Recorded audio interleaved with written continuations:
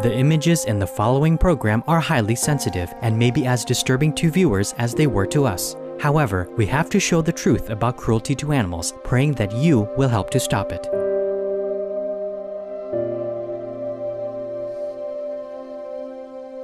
This is the Stop Animal Cruelty series on Supreme Master Television. Today we will examine the fate of parrots in the exotic bird trade, a devastatingly cruel industry which destroys birds' lives.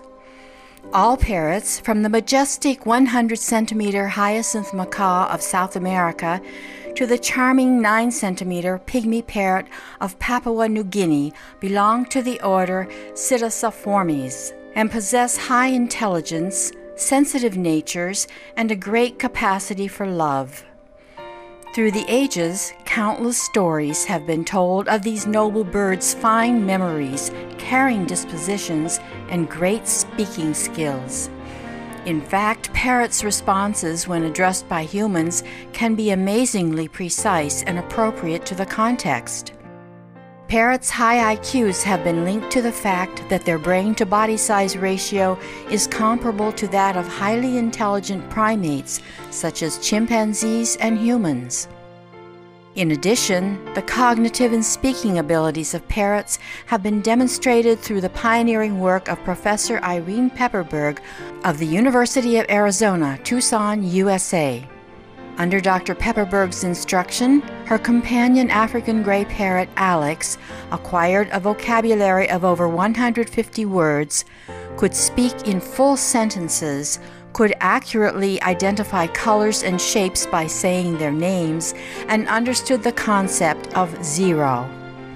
Based on Dr. Pepperberg's studies showing Alex's complex speech behaviors and advanced learning capacity, researchers now feel that parrots possess the intelligence and emotional maturity of a 3 to 4-year-old child.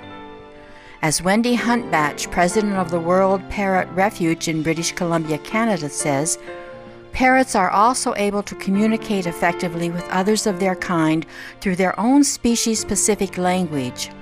When a bird first comes to stay at the refuge, the residents gather around and warmly welcome him or her to their flock and their safe, loving home.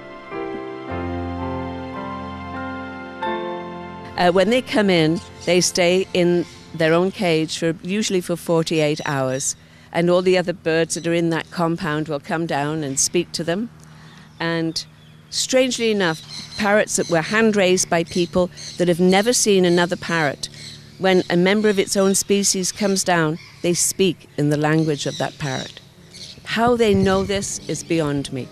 It is just unbelievable, but they do. I've seen it hundreds of times. Sadly, the exotic bird industry has created a situation where kind people like Ms. Huntbatch must operate rescue centers to shelter parrots and other wild bird species who lack a place to call home. My wish, my dream, is that people would understand that they have to stop breeding these birds and selling them for pets, because it is a very bad thing to do. As you can see, I have over 800. This should tell people they don't make good pets. They should stop the importation of wild-caught birds. It should be illegal. Hopefully that will happen. Go and visit them in the wild. To watch parrots fly in the wild is the most fulfilling emotion you will ever have.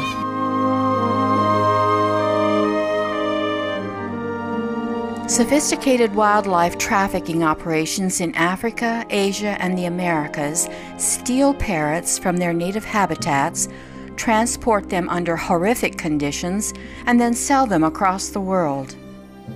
In Mexico, it's estimated that annually 65,000 to 78,500 parrots are illegally grabbed from the wild and smuggled to the U.S. for sale.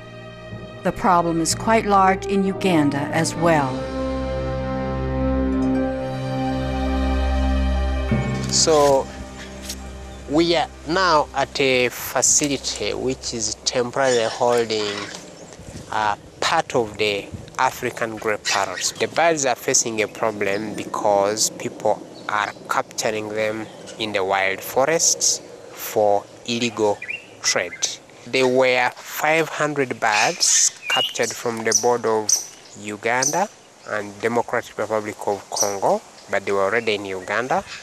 They didn't have valid permits, they didn't have valid certificates, they didn't have any proper documentation. So in a situation like that, where the customs official learned of the consignment, they alerted the Uganda Wildlife Authority, which is the government body which is the custodian of all wildlife in Uganda. They were packed in tiny, small boxes, which are not professionally done. And when we opened the boxes, some birds actually had died because they had no space, they hadn't been fed, some were sick, they were of different age groups. You have juvenile birds, you have adults, you have and very tiny birds varying in size, ranging from 150 grams, 200 grams, 600 grams, and then the big guys, 800 grams. Without any separation, they were all in those containers. So you can imagine there was a lot of stampede, a lot of struggle. And because these birds are wild, they struggle a lot to come out. Parrots are bred in captivity on a large scale, with the chicks sold to pet stores.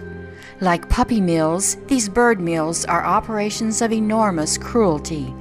The chicks never get to be with their parents and are fed with tubes instead of by their mother. Just like factory-farmed animals, they are injected with antibiotics as a prophylactic measure to help them survive the utterly sordid conditions in which they are raised. The chicks are inappropriately fed seed-only diets to reduce costs, which jeopardizes their well-being. In the late 90s, I heard about one breeding facility in California that bred nothing but little parakeets, and they had 100,000 birds a year there. And they'd send them out to the pet stores for $2 a piece or whatever, and it didn't matter if they lived or died. They didn't get medical attention because they had such little financial value. Wild caught or bred in captivity, the parrots may be adopted by people without any understanding of how to care for the species, and thus the birds soon die or lead lives of absolute misery and pain. This situation is common throughout the world, as countless parrots are mistreated, abandoned, released, and given up for adoption by people who can no longer care for them due to lifestyle changes, or who lack the patience or knowledge to deal properly with these sensitive, special beings. In an interview with Supreme Master Television, Janet Trumbull, Executive Director of Administration at the Oasis Sanctuary in Benson, Arizona, USA, discussed this problem in relation to a parrot that was released with a flock of other birds. We believe he was actually released by his owner, taken to a field and released. There were some eyewitnesses that saw a gentleman releasing a lot of birds. And he's a very sweet little bird. He can be a little noisy, as most birds can. So you wonder if the person was fed up with the noise, but often we see birds come in that have just been thrown out, so to speak. Parrots' great love of chewing and ignorance on how to accommodate this desire leads people to abuse, abandon, or release them. Giving birds boxes and paper bags, they love climbing in them and they chew them up. And the grays in particular really like shredding them. So you can see the shred work they do. One really common issue with parrots in homes, and a lot of people give up their parrots because of this, is you look at a box like this, a bird would have no qualms doing this to a leg on your dining room chair or your molding around your window. So it's very hard to manage when you have birds at home because it's just very natural behavior for them to be chewing on something all of the time. So people, get frustrated with it and don't know how to manage it, and ultimately end up giving the bird away. Another consequence of making a wild animal a companion is possible aggressiveness that causes uninformed or impatient caregivers to maltreat or abandon a bird. There's a lot of reasons birds can become aggressive. Actually, even domestically bred parrots today are probably 3 generations from the wild. So we call them domestically bred, but they are still considered wild animals and have those wild instincts. So I think a lot of the extra aggression we see is just from keeping them caged. They want to be wild animals, and they're not allowed to be that animal. And so they act out, and they do that by biting. How can we aid our parrot friends so they are no longer victims of the exotic bird trade? One solution lies in stopping the kidnapping of parrots in the first place. So what a lot of places like World Parrot Trust and the Indonesia Project and other organizations are doing are going out there and trying to do ecotourism and taking the poachers and teaching them how to give tours instead and how to preserve the birds and wildlife so that they can earn a living and not decimate the population. To end bird mills and even smaller scale breeding operations, we can encourage those wanting a parrot companion to not buy birds from breeders or stores. Adopt, don't buy in every species so that we can put an end to breeding in this country. People can get a wonderful bird through an adoption program, and the breeders aren't making the money they used to make. They're already making about half of what they were making 15, 20 years ago per bird. Before deciding to adopt a parrot as a companion, it's vitally important to study parrots' behavioral traits, special needs, and unique qualities. If, after extensive thought and research, you still wish to have a parrot as a friend, remember that many species require a lifelong commitment from their caregivers due to their potential to live for many decades. Supreme Master Ching Hai encourages all to preserve and protect parrots and other animals, as in this excerpt from an interview by journalist Louise Kings that was published in the December 16, 2009 issue of the Irish Dog Journal. The animals come to this planet with a special role. Many of them are able to bring down divine power from heaven, or love, yes, just through their presence, because they are very connected with the divine at all times. They watch out for us quietly and humbly send blessings our way. Some of them are from higher levels of consciousness. They only came down in animal form to help humankind or other beings on earth.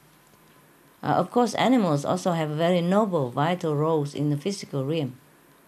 Some animals like zebras, monkeys, and wild parrots help to disperse the seeds, while bees and other insects help to pollinate crops and other plants, and others maintain the health of the forests and oceans.